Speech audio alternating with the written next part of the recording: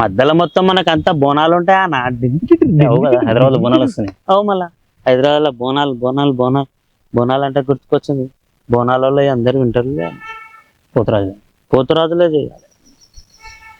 ఇప్పుడు చెప్పం మళ్ళీ ఎవరన్నా యూట్యూబ్ వాళ్ళు ఇంటర్వ్యూలు వేసి మనం డైరెక్ట్ పోయి చేసేద్దాం సార్. ఇంటర్వ్యూలు మంచి డీజేట్ వాళ్ళవి బ్యాండ్ వాళ్ళవి డాన్స్ వేయాలని ఉంటుంది అన్న నాకు. మస్తు చేస్తా.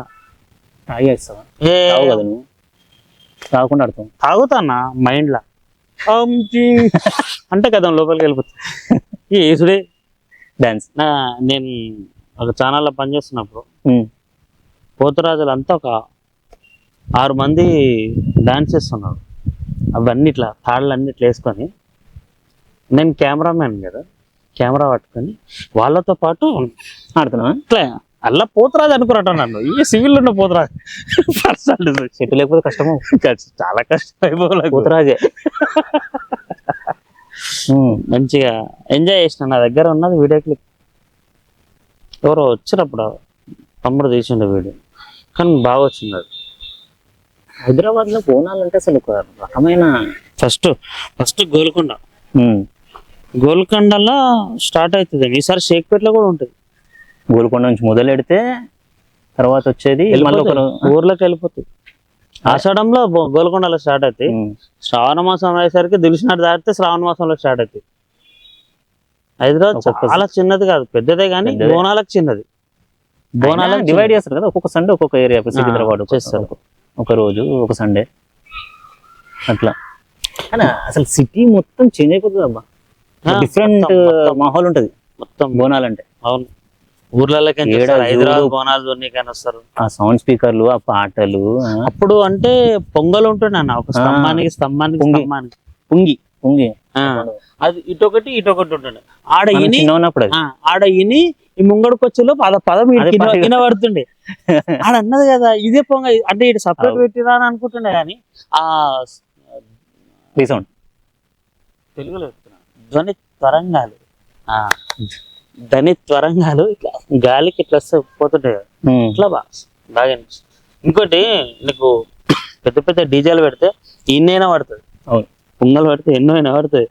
ఒక పొంగి పెట్టి హైదరాబాద్ బోనాలు కాడ అనగానే గుడికాడ మంచిగా ఉంటుండే. నేను మా ఇల్లు ఏమో మేము చిన్నగా ఉన్నప్పుడు బాలపూర్ చౌరస్తా కట్టబైసమ్మ టెంపుల్ ఇప్పటికీ ఫేమస్. రోడ్డు చక్కగా ఆ గుడి దిక్కెళ్ళి రోడ్డు ఇయ్యాలంటే అమ్మవారిని జరపాలంటే అమ్మవారు మంచి మహిమగలని ముట్టరు ఎవరు. ఆడ ఉంటుండే, ఆడ పొంగల్ స్టార్ట్ చేస్తుండే సౌండ్ పొంగిల్. నేను అక్కడ ఎక్కువ మేము లోపలికి ఉంటుండే. అమ్మా బోనం టైం అవుతుంది అని అంటే, ఇప్పుడు కాదు సౌండ్ పెట్టాలి వాళ్ళని. సౌండ్ పెడితే ఆడికి వినబడుతుంది. అప్పుడు బిల్డింగ్లు తక్కువ, చిన్న చిన్న ఇల్లు లేరు, ఒక అంతస్తుండే ఎక్కువ. అప్పుడు వినబడుతుండే సౌండ్. స్టార్ట్ అయ్యింది హైదరాబాద్ బోనాలు అంటే కొంచెం తగ్గిపోయింది. అప్పుడు పోతురాజు చూస్తే భయపడేది. 10 ఏళ్ల కింద అప్పుడు ఖాళీ పసుపు రాసుకున్న పోతురాజులను చూస్తేనే గజ్జున ఉనికేది. ఎందుకంటే వాళ్ళు ఉన్నారంటే అంత దూరం ఉరుకుతాను. ఇంకోటి డాన్స్ లో పోతురాజు ఆ కొనక నుంచి ఈ కొనకు, ఈ కొనక నుంచి అక్కడ. ఇప్పుడు అంతా కలర్స్ అయినాయి. పోతురాజు నువ్వు చూసినావు ఈ మధ్య ఎట్లా తయారవుతారు, ఆర్టిఫిషియల్ అయిపోయింది.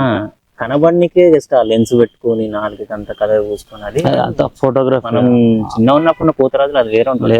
నేను ఎంత అలనాటి పోతురాజులను కలిసి మాట్లాడాలని ఉన్నాను. స్టైలిష్ తయారవుతారు అట్లా ఉంది తప్పితే ఏదేమైనా మంచిగా ఉంటది మంచి బోనాలు అనేది.